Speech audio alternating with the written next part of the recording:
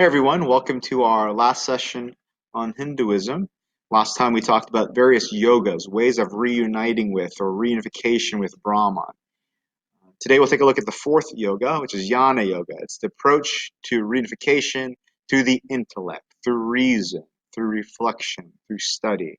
The homework reading for today was hopefully to give you a chance to experience Jnana Yoga, to experience reflection and intellectual pursuit. So you had read, or I assigned you to read, an excerpt from the Mahabharata. This excerpt comes from the work known as the Bhagavad Gita. It's probably the most well-known Hindu text. And you noticed that it was a conversation between Arjuna, who's getting ready for battle, and Krishna, Sri Krishna. It's probably the most influential Hindu text, and the Gandhi himself even referred to it as his dictionary for life. So let's take a look at various excerpts from what you read for today. This is a Jnana approach to reunification. This is us trying to study material and reflect upon it intellectually. When we took a look at what was happening within the excerpt, we saw that Arjuna had this moral dilemma. He is a warrior. His duty is to be a warrior. And when he goes out to the battlefield, to his dismay, he sees that across from him in the battlefield are people that he loves, his family, his friends. And now he's worried about what it is he should do. Should he do his duty, be a warrior and do his duty, or should he not enter into conflict with people that he loves? When you took a look at Sri Krishna's responses to Arjuna's dilemma, you may have been puzzled, perplexed, or even taken back a little bit by the type of responses Krishna gave. Again, many of this might be the result of us taking a logos approach to understanding Krishna's words, as opposed to a mythos approach. So we'll take a look at various excerpts through a mythos approach.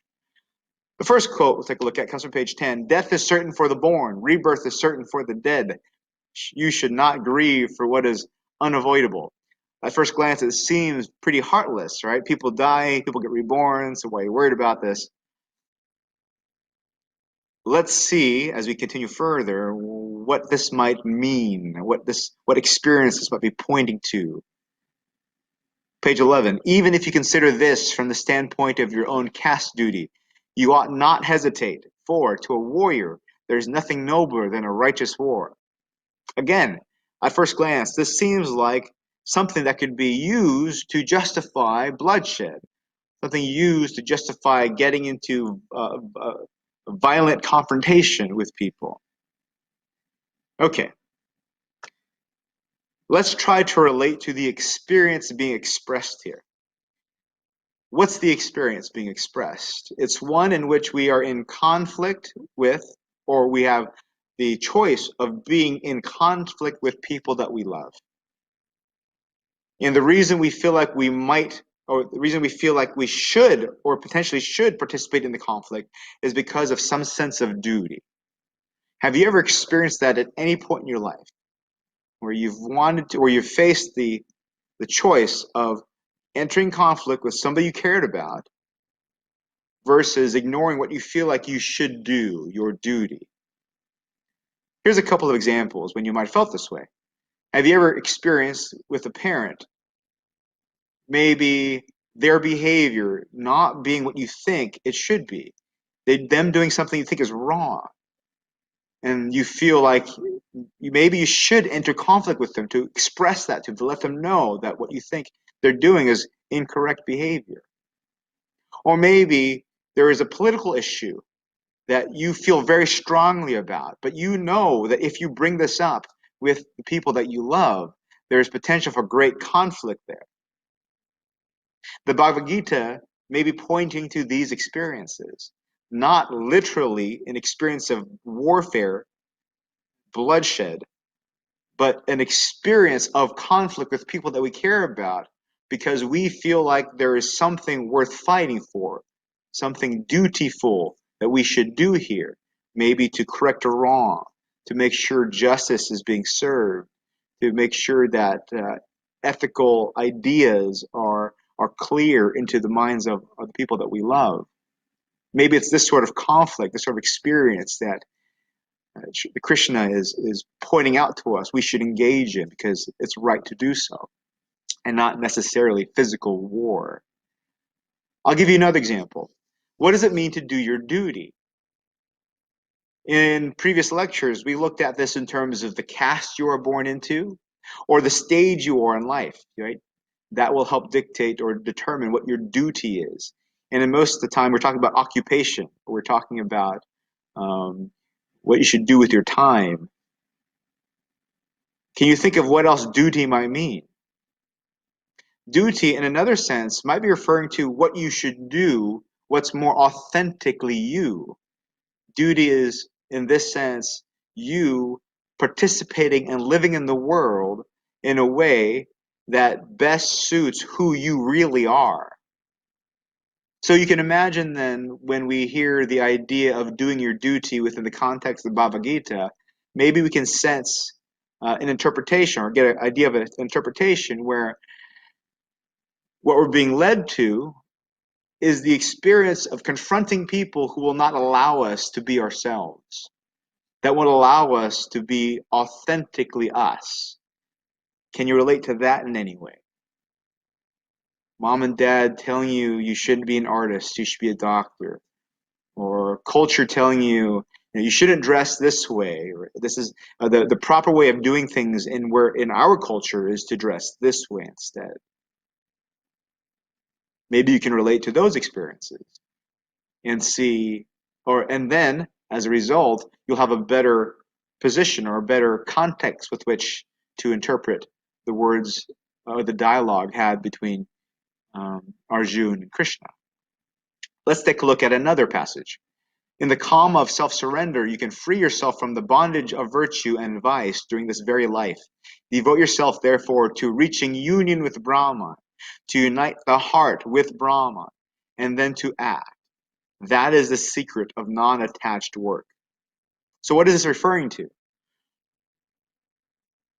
What's an experience that allows us to relate to what's being said here? To unite the heart with Brahman and then to act. That is a secret of non-attached work. In the calm of self-surrender, you can free yourself from the bondage of virtue and vice. That seems kind of paradoxical, right? We need to surrender ourselves. We need to not be attached to what we're doing. That seems like a very odd way of going about completing a task in life. Well, think about a professional athlete. Think about any time you participate in a sport. Let's say baseball. If you are playing baseball and the pitcher's throwing you a ball and you're with your bat in hand, what are your chances of success, you think? If your mind is constantly ruminating over the outcomes or the possible outcomes of your action. If you are holding the bat and continually think to yourself, I have to hit a home run, I have to hit a home run, I have to hit a home run, or I have to drive him home, I have to drive him home.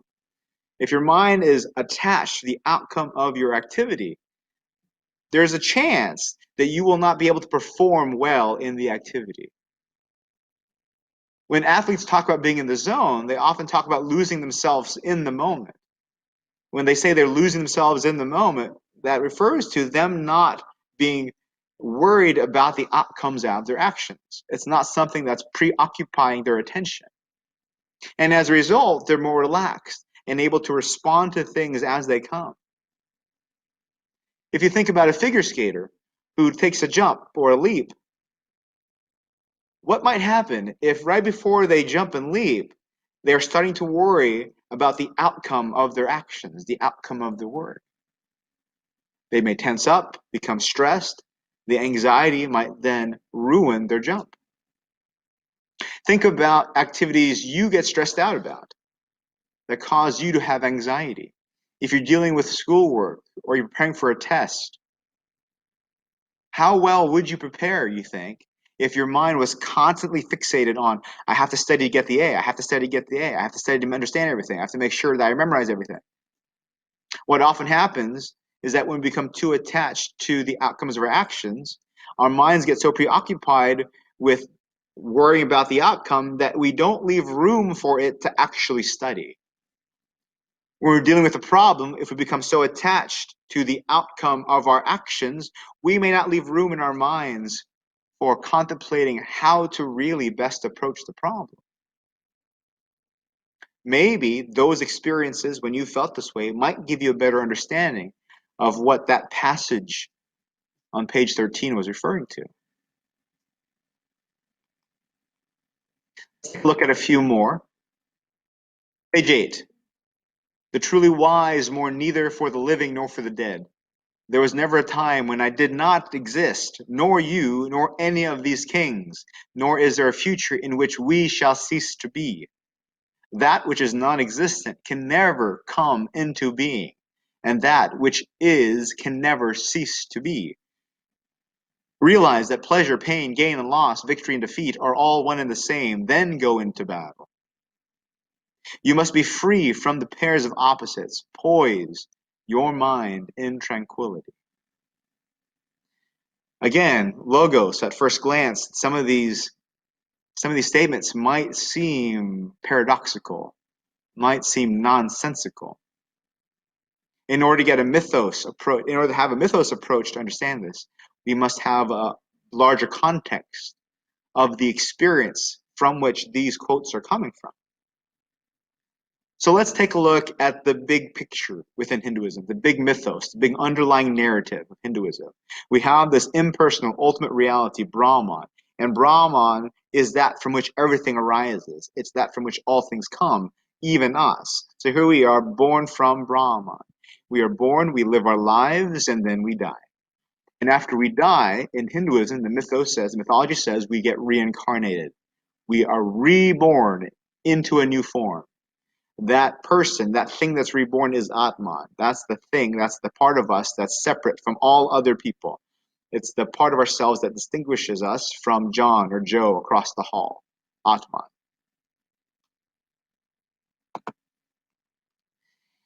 When we are, this idea that we are continually reborn, living our lives this way, is referred to as the wheel of samsara, continually caught up in this continual cycle. And if you notice, life is often full of suffering and heartache. So this is a wheel of suffering. Each successive birth, the new life that we live, those circumstances are determined by how we lived our previous life. So what we do now, our approach to living now, what we know now, will then influence the circumstances of our lives after we are reborn again. This law is karma. The law of our actions now affecting our lives later is referred to as karma. And we're trapped in this continual cycle of death and rebirth because we have a false perception of reality. This false perception is Maya. Now, we are told we can escape this wheel of samsara once we awaken to the truth that we, Atman, individually, all of us, we are all also Brahman, right? Moksha. We are that from which everything arises. But until we come to that realization, we are trapped. We are trapped in this illusion of reality. All of this is illusory. Can you think of any analogies, anything that sounds similar to this? Because otherwise it's hard to relate to it, that this is all illusory. One way people can relate to this is by thinking about simulations of video games. The sense that we are part of a virtual world, a non-real world, that we can die and then come back into this virtual world. Now, when we think of both of the schools, different types of thoughts within Hinduism, the Yoga school and the Advaita Vedanta school, you're going to have different answers to this particular question. Why don't I right now feel like Brahma? If the realization I'm supposed to have is that I am Brahma, if that's the realization that gets me to awaken and gets me to realize what the truth is of reality instead of um, being led to false beliefs of reality, why don't I feel like I am Brahma? How come I can't experience that? Because we have in our everyday lives heartaches, miseries, ailments, emotional conflicts, even things like quizzes that get us unnerved, where we don't feel like we are it, we are the everything, we are Brahma. So what's the deal here? Well, for the yoga school, Maya specifically is the illusion that we are primarily material, that we are primarily physical, that all the world is primarily physical. So within this school, we can escape the wheel of samsara once we awaken to the fact, once we become aware that we are more than just the physical, that we are part of this spiritual realm, that there's more than the physical to reality. And through these various yogas, we can hopefully get a sense for that. We can get a sense for that by doing our duty, right?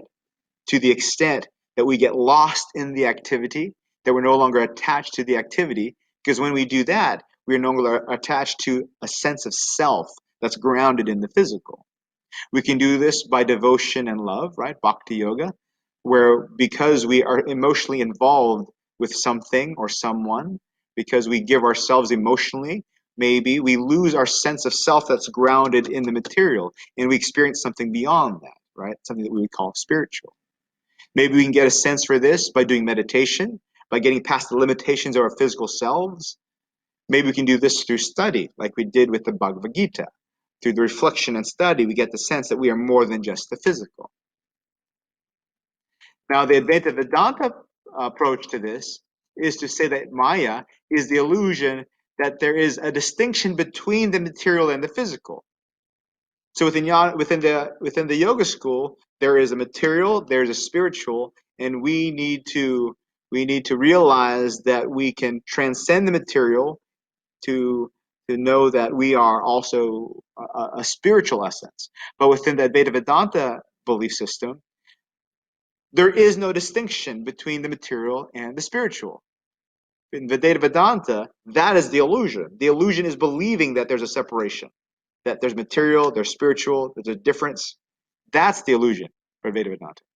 So to escape the wheel of samsara, we have to awaken to realize that there is no distinction. All is Brahman. There's not an us here and then the Brahman here, and we need to reunify with that. All right now is Brahman. And that's a hard realization to have. Realizing that everything that exists right now is it, is Brahman. Me, John, Sarah. We are all Brahman. No distinction. This is the Maya that's referred to Advaita Vedanta. The whole world, all the lives, all the births, all the death, all of that isn't separate from Brahman. It is Brahman. So Advaita Vedanta then is referred to as being non-dualistic, right? No opposites. Can you relate this philosophy, to what we saw in some of the passages from the Bhagavad Gita? No opposites. Right? What we see as being opposite is an illusion. Everything is a singular entity. This is the idea of monism. All is God. All is Brahman. One practice that Advaita Vedanta advocates is a practice of looking at your reality and saying neti neti. So you look at your computer and you say neti neti, meaning not this, not that. You take a look at your cup of water, your glass of water, and you ask, is this real? Is this reality? It's not this, it's not that. The idea here is to start denying any sort of separation from falsehood and reality to the realization that all is real. That's a hard thing to grasp. That's a hard thing to grasp. I'll give it to you this way. When we take a look at your glass or cup of water and we ask, is this reality? The reason we notice this as being a cup of water or a glass of water is because this is in contrast to what it's not. So you can take a look at my shirt. And the only reason you can see the glass of water is because it is in contrast to my shirt. It stands out from my shirt. We have that distinction, a thing and what it's not. That's how we see the thing. So when the Vedanta say, when you take a look at your glass, you say, no, that's not reality. It's not this, it's not that. What's referring to is how we can't look at the world and make distinctions between things. Water, remote control, mouse, because what we're doing there is we're making a distinction between something and what it's not. For the Vedanta, we have to realize that there are no things in reality. All is Brahman. That's the only thing that exists, just Brahman. It can be a difficult concept to understand. One of the questions I posed in the earlier lectures is, can you see eventually why there are more people that participate in the yoga school or follow the yoga school, devoting to gods, participating in ceremonies and celebrations, versus people that follow the Advaita Vedanta approach? The Advaita Vedanta approach is difficult. It requires a perspective on reality that's so foreign to most of us that it's hard to even start. So to summarize, the yoga school, they emphasize a detachment from the material. The Advaita Vedanta, they really emphasize realization, coming to the realization that there is no distinction between material and spiritual. There's only just Brahman. For the yoga school, in order to reunify with Brahman, we have to do various practices that get us the experience that there's more to life than the material, right? Detachment from the material. Once we do that, we can come to a realization of our identity with Brahman. But for the Advaita Vedanta school, it's the realization that you need to start with. It's all about realizing that there's no place to get to. There's no person to reunify with. All right now is Brahman.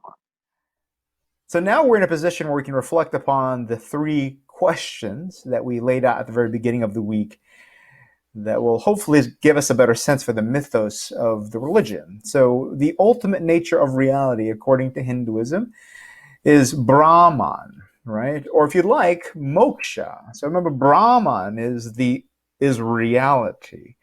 It is that from which we arise. It is the source of, what we call the spiritual life. It is that that we hold most valuable, that drives us and moves us beyond the human condition. You remember, moksha is the term for liberation. It's the freedom we experience once we're able to break free from the human condition. So what is the human condition? Well, remember, it's the wheel of samsara. It's this narrative that says we are caught in this continual cycle. And that the reason we are caught in that continual cycle is because we are under some sort of false perception, that we are trapped by some illusion into living our lives in this repetitive fashion. Now, how do we transcend this human condition? Well, we're told that you can take a yoga approach, right? You can participate in the world in a way that allows you to reconnect with Brahman. So we can achieve moksha by reconnecting with Brahman. Or there's the Advaita Vedanta way of looking at this myth that says, no, it's not about reconnecting with Brahman, because right now you are Brahman. You've just forgotten. So Advaita refers to not to, right? There's not a material world, the world of the flesh and of materialistic desires, and then another world of the spirit, right? The world of what's most valuable. No. The world that you're aiming for, this Brahman that you think you need to reconnect to, that's who and what you are right now. There is no distinction. There are not two realities or two realms. In this case, the illusion is thinking that they are separate, right? While the yoga case, the illusion is the Maya is believing that the material realm is real or more real than the spiritual realm. Okay, so can you think about how you can relate to Hinduism with these ideas? Can you relate to an experience of Sat Chit Ananda, of ultimate aliveness, ultimate awareness, ultimate bliss? Can you think back into your life and how you've experienced that in the past somehow? Can you think back on how you've experienced freedom or liberation? Think back to when you've experienced being caught up in a habit or a belief and you're kind of trapped in there because of a false perception. This is what the Flipgrid assignment was all about this week.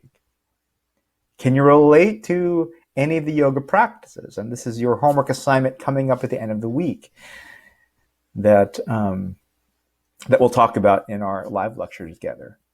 Can you relate to Advaita and how sometimes you've been striving for something, you've been trying to get someplace, and then you realize that where you're trying to get to is where you've been all along.